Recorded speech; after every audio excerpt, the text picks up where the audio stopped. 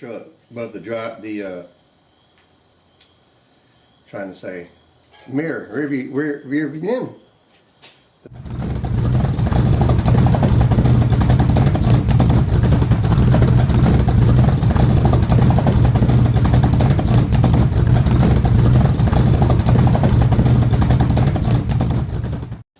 The panel above the windshield in my dad's truck, the inner panel where the rear view mirror goes, rusted out really bad. You probably can't see it, but this whole flange is gone.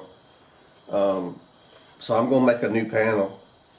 You can see it's got a curve in it. This panel's a little tricky. It's a compound curve. Curved this way, and it's curved this way. And it's got a Z flange. You know, it turns down, turns back again. I've already cut that off. So to do it the way I want to do it, would want to do it, is to use a bead roller, which I don't have. So I'm gonna have to cheat and make one bend and weld the flange on the back side. This is underneath the windshield rubber where it won't show. So I'm okay doing it that way. I don't like it, but I'm gonna have to do it. I don't have a $2,000 bead roller to do it the way I'd like to do it. So anyway, I thought I'd show making this patch panel. A lot of y'all might be interested in sheet metal work more than most anything. So first thing I'm going to do is make the panel. I've already shaped the curve this way over a 55-gallon drum. Believe it or not, it's a perfect curve for that fit. So now I got to put a flange on it right here, tip it up, and put a flange on it, and then I got to shrink it to make the compound curve, inner curve, with a shrinker stretcher. I'll show that in a moment when I get to it. That should work, so we're going to find out here soon. The first operation is to bend it in the brake and put the flange on the bottom. So here we go.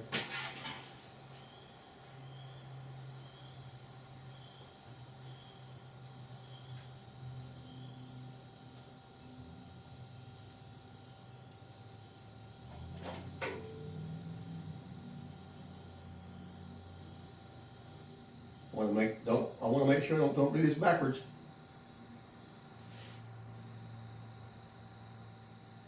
That's backwards.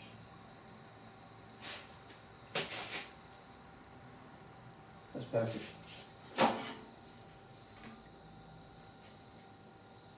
No, it's not. Rolls under. Yes, that's backwards. That's got to roll up. That's backwards. Okay, let's try this again.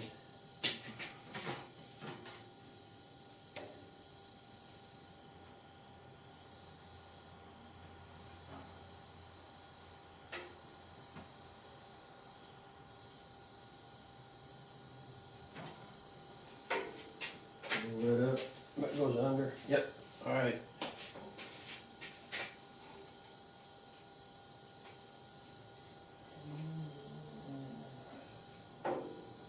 I'm not doing 90 degrees, so I don't have a gauge on this brake, so I got to sneak up on it.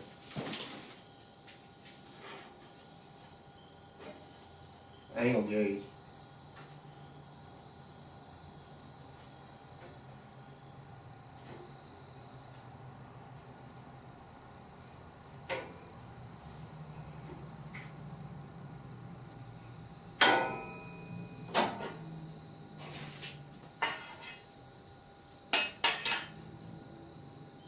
Yeah, that's close. Just a little bit more. Better to sneak up on it. But if you go too far, then you're gone too far. Unbending one is tough because you got a seam in there, a crease you just about cannot get out unless you got a wheel or something to English wheel. Maybe would do it. I don't have one of those either, unfortunately.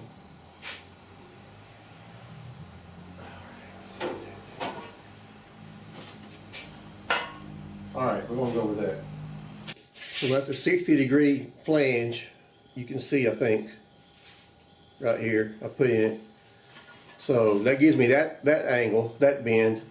Now I've got to curve it this way. To do that, use what's called a shrinker stretcher. It shrinks metal or stretches it. When you shrink metal, it gathers it up and it'll pull it into a curve. like this. If you stretch it, it'll bow it out. That's a very bad explanation, but that's the way it works. Anyhow, so let's do that. So what I want this panel to do is curve this way. So we stretch or shrink on the flange right here, and that shrinks the metal and gathers it together. Or when you stretch it, it'll expand it and it rolls it out. So I'm going to stretch this along the flange, and what's going to happen is the panel is going to go curve this way. That's the plan anyway. Hopefully it does it. So let's see what happens.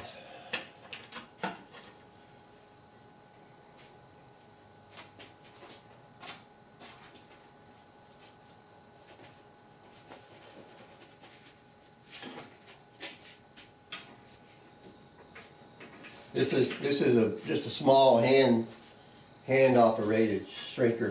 They have some that are foot operated, and they have some bigger stretchers and shrinkers. I just use this one for my small stuff, but it definitely works. No doubt about it. And it doesn't take a whole lot, especially on the thinner metal. And I make marks in the flange so I can kind of see what I'm doing and where I'm shrinking and stretching. See, I may have already overdone it. Let me see what I got. You can definitely now see how the panel is definitely curved this way. I think you can see it there. And I may have overdone it. Let me check.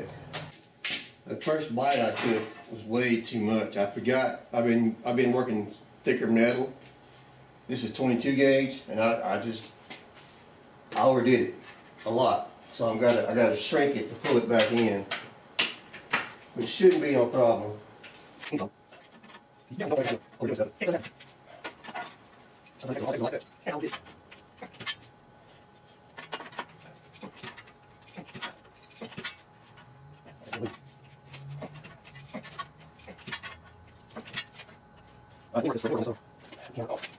Alright, I got that excess I pulled in the middle. Normally I don't overdo stuff like that. I wasn't thinking, I just cavemanned it. And I know better.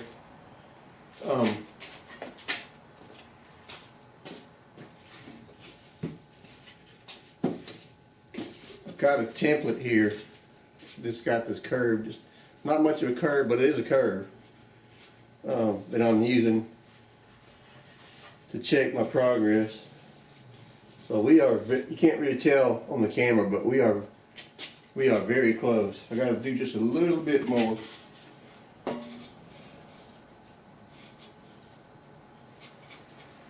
And I'm talking a very small amount. I got to be real subtle here. Very subtle. Just a little bit of pull here and there. It certainly don't need much.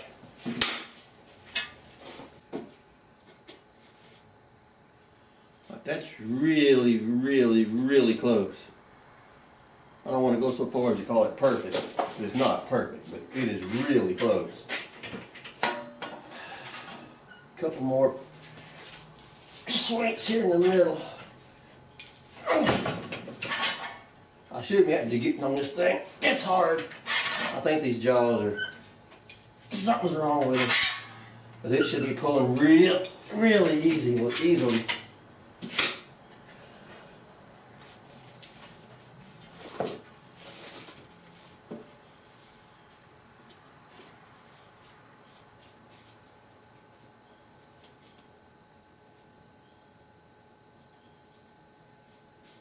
Let me put one more bit of stretch in it.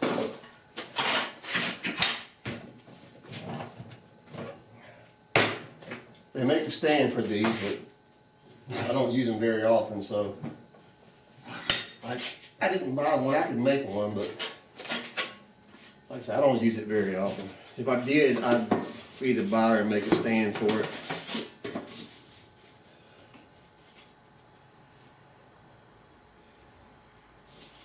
Actually, that needs need stretch, not shrink. Well, no, I can put a tick, just a tiny amount of stretch on it. Let's stretch it. Just a small amount. You don't want to overdo it.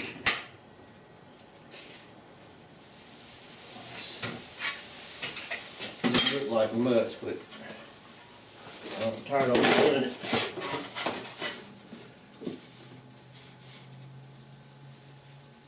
Okay. That's awful close.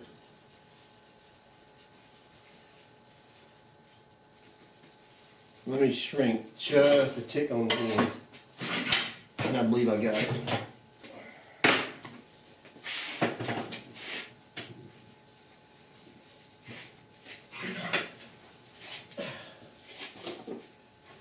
If I hadn't overdone it, I wouldn't be having this extra trouble, but it happens. Luckily, you can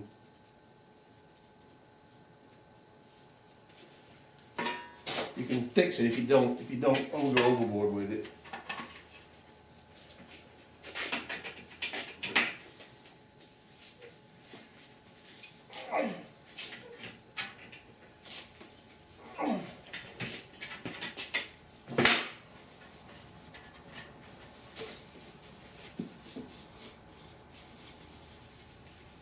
All right, I'm gonna go with that till I get it on the truck and see how it looks. So, there we go. Hang on.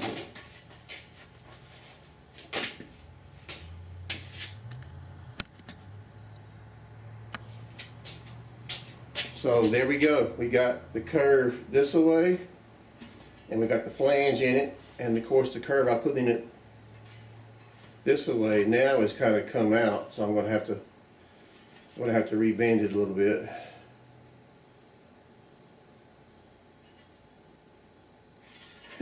I did that backwards.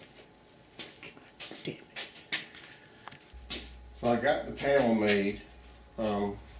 Had to tweak it a little bit more. Now I've got what's called oil can. You can see it tweaking. They call it oil can because it bends. And what's happened is the metal up here is now stretched from where I put the curve in it. And that's very typical of making, when you shape metal, things like that happen. So I'm going to use my shrinker to try to shrink it back down. I may mess it up, but let's see what happens. I put marks on my metal as reference points, so I know where I'm shrinking. With this small tool, about 1 inch apart, as reference marks.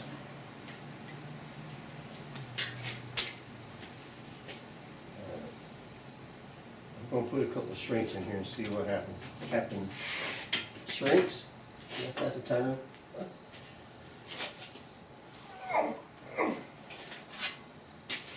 It should. Yeah, that helped.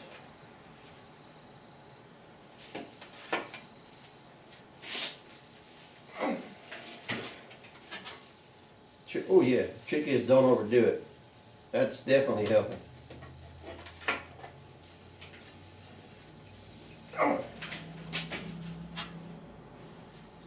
Oh yeah, oh yeah, that's way better.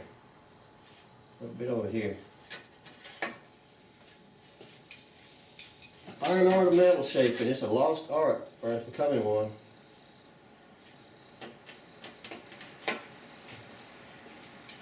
I'm no expert. I know enough to be dangerous.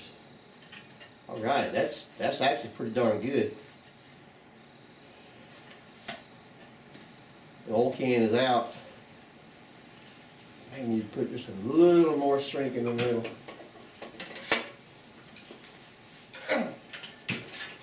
And again, I shouldn't be having to pull this hard, but I think this shrinker, I think the jaws, for some reason, are shot. Oh, that's way better. I know you can't see it, but the curve now down through here is way more consistent. So, yeah, that's no more oil can. Right, that's the way it's supposed to work. I gave it a test fit, and it's awful close. The flange is rolled out on me. I got to bend it back down some. It still needs a little curl in the top. I probably could have made it some more curl when I made it, but again, trying to be subtle. Oil can isn't still gone, that's good. I believe when I get it in the truck, I'll be able to finalize it. And of course I got to weld it in. It's probably going to bow a little bit or shrink or do something, whatever, when I weld it. But that's not bad. That's the panel right there. Okay, well. Oh, the Z flange, what I'm going to have to do is weld the flange on. Cut a flange and weld it on the back side, the bottom side, to make the Z. So we'll be doing that later at some point. Well, alright. I guess I'll work this flange right quick.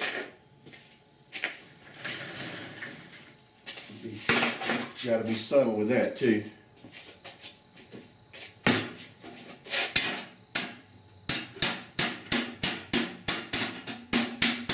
Just using my workbench with my dolly. Very, very gentle. Take it slow.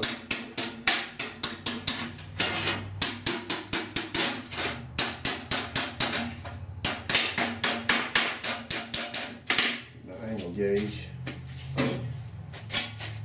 Okay. Still need some more.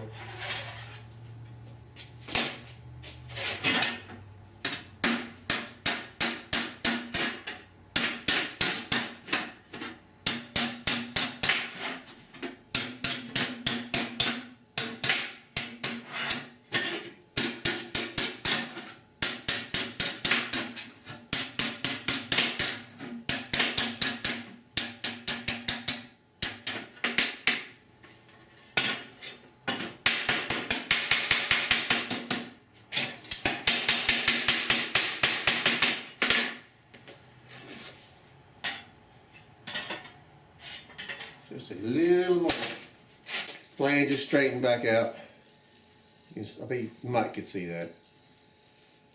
Top still looks pretty good. So okay, that's a little bit of, yeah. I could tweak this for hours, and it's just, you know, at some point you got to call it. Yeah, look who's talking, right? Anyhow, that's enough for now. We'll come back to it some more later and work on the flange. So what I'll be doing on this piece here, here's the piece I made.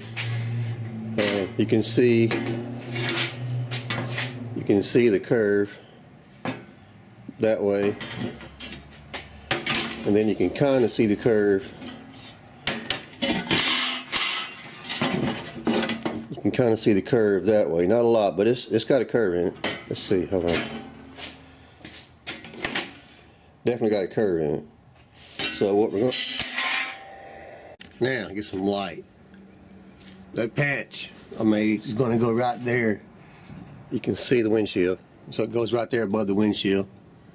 It was rusted out really, really bad. Yeah, I think you saw how bad it was rusted. Anyway, and there's the piece I made for the flange, the Clecos. One Cleco on each side to hold it. The magnets are for alignment when I put the piece up there and tack it together. Once I get it put in and tacked together, I'll show some more about how that was going to work. Alright, I got the panel tacked in. It's up there. You can see, hopefully you can see what I did. Let me see here. I tacked it along the bottom of the seam. Well, hopefully you can see. I tacked it along the bottom of the seam. What I'm going to do,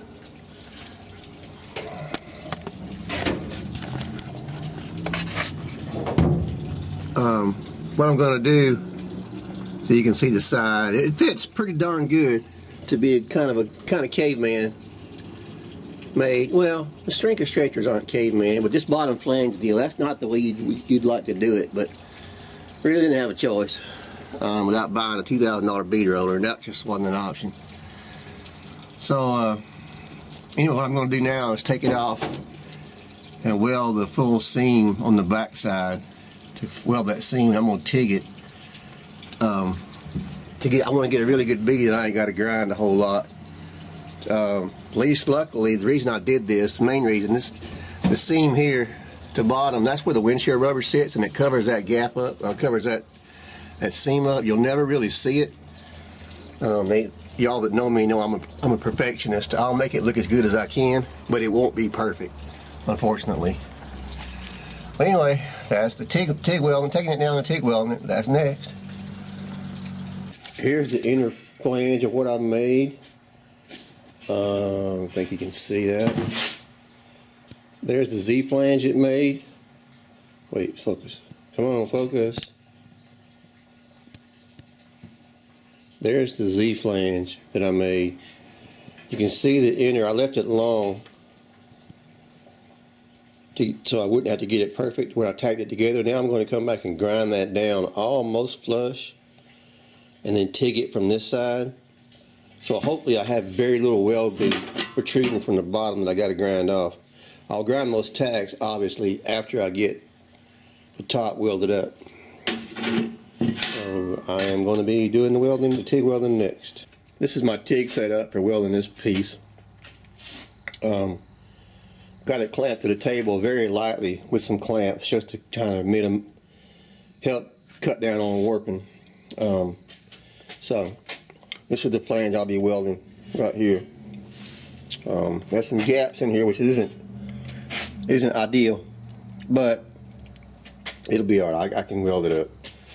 So that's my TIG setup. I'm no TIG expert. I've been welding since I was 17, which is a long time ago, with a torch and a MIG.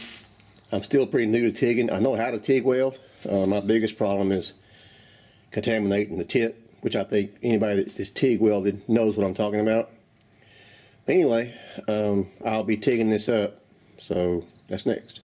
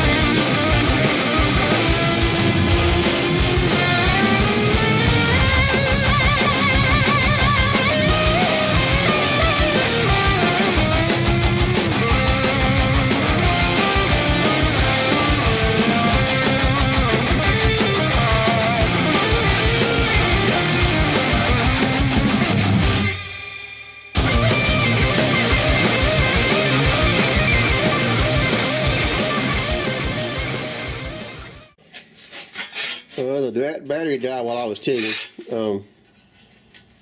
The finished side didn't turn out as dressed as I'd like. I mean, it's not horrible. I've already ground the center. You can see what it's going to look like here. You know, the edges still need to be ground. You can see it some. The back side, you know, back side's not perfect either, but there was pretty large gap here I had to fill up. But it's, you know, it's not horrible. It's not the prettiest TIG welds you ever see, that's for sure. But like I said, nearly all this was gap filling. Normally you would not want to fill gaps. For structural items, that's a no-no. In sheet metal work, it's kind of, you kind of really can't avoid it. It's going to happen from time to time. Plus all this grinding, TIG welds are much easier to grind than MIG welds. MIG welds are harder. I don't really want to use the term hard and soft because that implies TIG welds aren't strong. They are. It's just the wire and the welding process are different. Their MIG welds are a lot harder. So this grinding has not been bad at all. So I'll get that finished up and we'll test fit the panel and see what we got. Well, thanks for being here. I hope you're liking it. I hope you're learning something. Be sure and do all the YouTube, the like, comment, subscribe stuff. My channel is getting a little bit of growth now that I came back after my 4-month hiatus. So, you know, I want to try to grow it a little bit if I can. And I hope you guys will like this Chevrolet stuff. See if that may pull in a little more interest. Anyway, thanks for being here. I appreciate it. And I will catch you on the flip side. Y'all come back now, you hear? Whoop-de-doo.